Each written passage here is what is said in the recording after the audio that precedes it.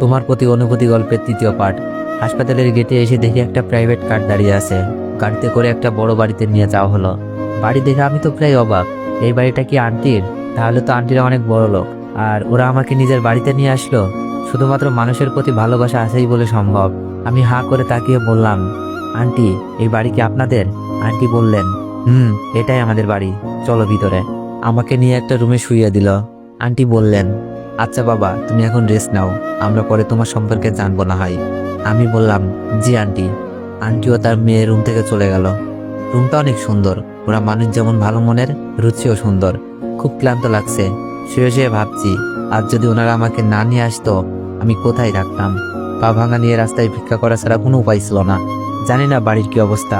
আম্মু কি আমার কথা ভাবছে? আম্মু কি বলছে? ছেলেটার এমন বলে শাস্তিটা একটু বেশি হয়ে গেল। আমি তো আম্মুর চোখের মনি ছিলাম, নাকি তার জন্যই আম্মু সে কষ্ট সহ্য করতে পারেনি? আম্মুর মনে আমার জন্য ঘৃণা জন্মে গেছে। আম্মু যদি জানতে পারতো তার ছেলে পা ভেঙে ফেলেছে, আম্মু কি এখনো রাগ করে থাকতো, নাকি ছুটে আসতো? আম্মুকে দেখতে খুব মন চাচ্ছে, কিভাবে দেখবো? মোবাইলটা যে ভেঙে গেছে। আম্মু, আমি তোমাকে অনেক ভালোবাসি, ক্ষমা করে দিও। বলতে পারি নাই সত্য কথাটা, আর মনে হয় চাইলেও বলতে পারবো না। মোবাইলটার সাথে হয়তো ভিডিওটাও হারিয়ে ফেলেছি। খুব জানতে ইচ্ছা করছে, আব্বুকে আমার কথা ভাবছে, নাকি আমাকে তার মনে কবর দিয়ে ফেলেছে। আর সুমি আপু হয়তো বলছে বিশ্বাসটা ভেঙে দিয়েছে। আর মিথিলা তো বললই দুলাভাইকে বিয়ে করে ফেলবে। তবে দুলাভাই কি এই ভুলটা আবার করবে?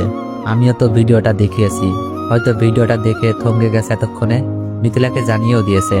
ভাবি হয়তো এখনো নীরবে কাঁদছে, বলছে বিনা দোষে আজ আমি ঘর ছাড়া। আমার খবর নেওয়ার জন্য হয়তো মোবাইলে ফোন দিচ্ছে, কিন্তু ফোন বন্ধ পেয়ে হয়তো ভাবছে ছেলেটার কিছু হয়ে গেল নাকি। ভাবতে ভাবতে কখন যে ঘুমিয়ে যাই।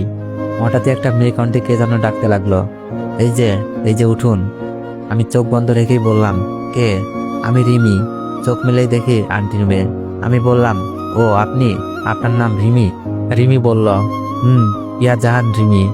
আপনার নামটা তো জানা হলো না, আপনার নাম কি? উঠে বসে বললাম, আমার নাম আশরাফুল ইসলাম। রিমি বলল, সুন্দর নাম, আম্মু আপনার জন্য খাবার পাঠিয়েছে, খেয়ে নিন। আমি বললাম, আপনার নামটাও সুন্দর। রিমি বলল, ঠিক আছে, খেয়ে নিন, আমি আপনার জন্য মেডিসিনগুলো নিয়ে আসতেছি। আমি বললাম, আচ্ছা। আমি বিছানা থেকে নামতে যাব। রিমি বলল, এই এই কি করছেন? আপনাকে এক সপ্তাহ হাঁটাহাঁটি করতে মানা করছে, কি লাগবে আমাকে বলুন। আস্তে করে বললাম, ওয়াশরুমে যাব। রিমি বলল, ধরুন, আমি নিয়ে যাচ্ছি। রিমি আমার হাত ধরে ওয়াশরুম পর্যন্ত নিয়ে আসলো। আমি ফ্রেশ হয়ে বের হয়ে দেখি রিমি দরজার সামনে দাঁড়িয়ে। রিমি বলল, ধরে আসুন। মেয়েটাকে যত দেখছি ততই অবাক হচ্ছি। শহরের মেয়ে আর এত ধনী ঘরের মেয়ে হয়েও মনে কোনো হিংসা নেই। বিছানায় বসে বললাম, আমার জন্য আপনাদের অনেক কষ্ট হচ্ছে। আমি আপনাদের এই ঋণ কখনোই শোধ করতে পারবো না। চোখের কোণে পানি আটকে গেল। রিমি বলল, ঋণের কথা বলে লজ্জা দিবেন না প্লিজ।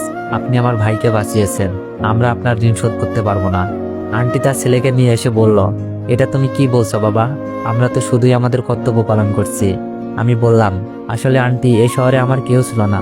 বাসা থেকে বের করে দেওয়ার পর কোথায় যাব, এটাই ছিল আমার বড় চিন্তা। তার উপর যখন পা ভেঙে গেল, তখন তো রাস্তায় বসে ভিক্ষা করা ছাড়া আর কিছুই করার ছিল না। আপনারা আমাকে থাকার জন্য জায়গা দিলেন, আমার সেবা করছেন। বলতে বলতে চোখ বেয়ে পানি পড়ছিল। আন্টি আমার চোখের পানি মুছে দিয়ে বলল, কেঁদো না বাবা, জানি না তোমার সাথে কি হয়েছে। এখন খাবারটা খেয়ে মেডিসিন খেয়ে নাও, পরে শুনবো তোমাকে দেওয়া অপবাদের কথা। খাবারটা খেয়ে নিলাম। রিমি আমাকে মেডিসিন দেখিয়ে দিল। মেডিসিন খেয়ে নিলাম। পেটে অনেক ক্ষুধা ছিল। আন্টি চলে গেছে। রিমিকে বললাম, আচ্ছা একটা কথা বলবো। রিমি বলল, বলেন। আপনাদের বাসায় কে কে থাকে? আমি আসলে রিমির আব্বুর কথা জানতে চাচ্ছিলাম। রিমি বলল, আব্বু, আম্মু, আমি আর আমার ভাই, আর বিভিন্ন কাজের হেল্প করার জন্য কয়েকটা কাজের লোক। আমি বললাম, ও আচ্ছা, আপনার আব্বুকে দেখলাম না তো। রিমি বলল, আব্বু ব্যবসার কাজে বাইরে গেছে, আসতে 10-12 দিন লাগবে। আমি বললাম, আপনার আব্বু যদি দেখে আমাকে বাসায় তুলেছেন, রাগ করবেন না? রিমি বলল, না, কারণ আব্বু যখন শুনেছে আমার ভাইকে বাঁচাতে গিয়ে আপনার পা ভেঙে গেছে, আব্বু বলেছে আপনাকে বাঁচাতে যা করতে হবে তাই করার জন্য। রিমির কথা শুনে মনে হলো এই পরিবারের সবাই এক একটা রত্ন। রিমি বলল, আচ্ছা আপনি ঘুমান, পরে কথা হবে। আমি বললাম, আচ্ছা ঠিক আছে।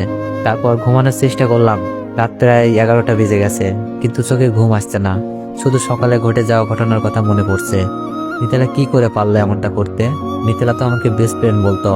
অনেক রাত হয়ে যায়, ঘুম হয় না। কখন ঘুমিয়ে যায় জানি না। সকালে ঘুম থেকে উঠি রিমির ডাকে, এই যে উঠেন, 10টা বেজে গেছে, নাস্তা খেয়ে মেডিসিন খেতে হবে। মনে হচ্ছে ওরা আমার সুস্থতার জন্য সর্বোচ্চ সেবা দিচ্ছে। আমি বললাম, ও কেমন আছেন? রিমি বলল, আলহামদুলিল্লাহ। আপনার পায়ের ব্যথা কমছে? আমি বললাম, মনে হয় কমেছে। রিমি বলল, আসুন ওয়াশরুমে এগিয়ে দিয়ে আসি। আমি বললাম, ধন্যবাদ। আমাকে ধরে ওয়াশরুমে নিয়ে যাই। ফ্রেশ হওয়ার পর নিয়ে আসে। নাস্তা খেয়ে মেডিসিন খেয়ে নিই। রিমি বলল, আচ্ছা আপনার সাথে কি হয়েছিল? আমি বললাম, শুনতে চান? নিজেকে হয়তো কন্ট্রোল করতে পারবেন না, তাহলে শুনুন। আজ সকালে কলেজে যাওয়ার জন্য আমার চাচাতো বোন মিথিলাকে ডাকতে যাই, কিন্তু মিথিলার রুমে গিয়ে দেখি মিথিলা তার দুলাভাইয়ের সাথে অবৈধ মেলামেশা করছে। আমি বাকরুদ্ধ হয়ে যাই। মোবাইলে ভিডিও করতে থাকি তাদের আড়ালে।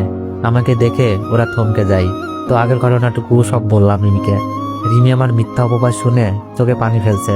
রিমি কান্না করছে আর বলছে, আপনি প্রমাণ থাকা সত্ত্বেও কাউকে কিছু বলেননি? শুধু আপনার আপু সংসার আর যে আপনাকে দর্শক বানালো তার সম্মানের জন্য নিজেই সম্মান হারিয়ে আসলেন? আমি বললাম, আমার সম্মান হয়তো তাদের কাছে কমে গেছে, কিন্তু নিজের ভেতর নিজেকে নিয়ে গর্ব হচ্ছে। অন্যের জন্য নিজেকে বিলিয়ে দিলাম, হয়তো কোনো একদিন ওরা বুঝতে পারবে। রিমি বলল, আল্লাহ তাদের সহিও বুঝদান করুক। আমি বললাম, আমি এটাই চাই। আমি হয়তো যে কোনোভাবে চলে যেতে পারতাম, কিন্তু ওরা হারাতো ওদের অর্জন করা সম্মানগুলো। রিমি বলল, আপনার ভাবি তো অনেক ভালো মানুষ, আপনার উপর বিশ্বাস ছিল, তাই তো আপনার কাছে জিজ্ঞেস করেছে। আমি বললাম, ভাবি আমাকে নিজের ভাইয়ের মতো ভালোবাসে।